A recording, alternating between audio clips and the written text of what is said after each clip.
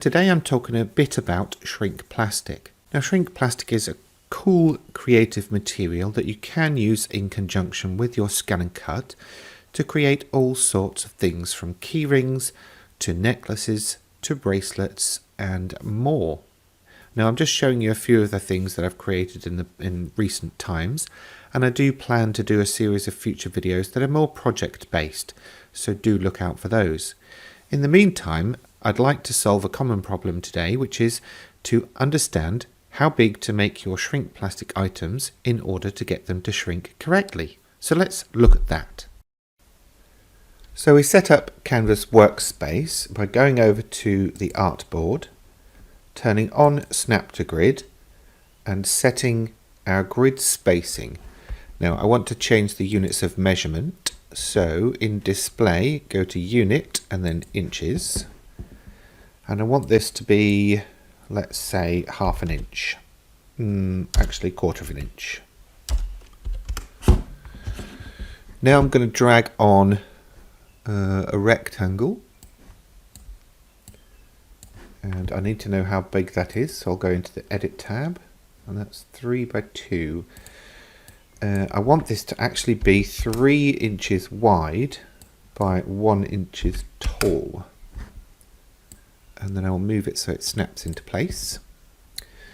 Now with my path tool, I'm going to make a couple of lines. One that's 3/4 inch long and one that's 1/4 inch long. Now what I'm going to do is assume that this edge is the start. So this I'm going to drag over to here. That's 1/4 inch. That's ½ inch. Copy and paste the small one. And copy and paste the big one. So basically every 2 of those large ones will be 1 inch. So oops. Let's lock that rectangle in place so I don't accidentally select it again. Select those lines and copy and paste. And copy and paste one more time. Now I'll have to get rid of the last one because that won't be in place. So ½ inch, 1 inch, 1.5, 2, 2.5, 3 inches. That's about the maximum that I'll be able to get from shrink plastic. In terms of it shrinking proportionately. If you go bigger, then you'll generally find that it won't actually shrink exactly. So a square, if you do that bigger, it won't necessarily shrink down into a square shape. There might be some distortion in either direction.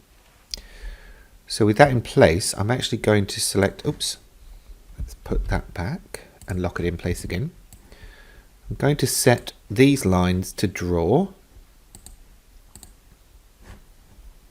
and I'll group them just for the sake of it at the moment, and then the overall shape, the rectangle, will be a cut line.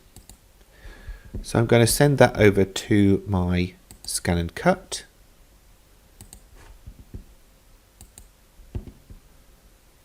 and then I will draw and cut it out. And then I will join you back over at the workstation where we will shrink this and show you how this all works. So after drawing and cutting out our shrink plastic shape on the scan and cut machine, you would basically get yourself a heat tool, or obviously you can bake this in the oven. I prefer the heat tool as I have a bit of control about where I'm pointing it. And then you basically heat this until it starts shriveling and shrinking.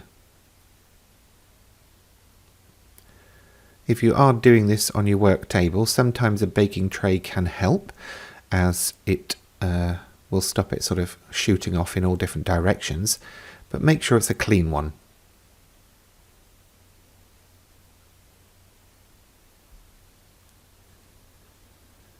When you get to the point that the shrink plastic isn't shrinking anymore and it's fairly flattened out, just smush it with something flat like an acrylic block, or if you've got a special tool, use that. I do, and it's the one from Sizzix Squish. Not too hard, you don't want to flatten it. You're just basically wanting to make sure that it's level and not curved. And that's the basic principle of making a shrink calculator ruler. Now what you do is you basically decide what size you want it to be according to this ruler, and then use those lines to work out what size you need to cut it on your Scan and Cut machine. So this tab would be cut at 1 inch wide.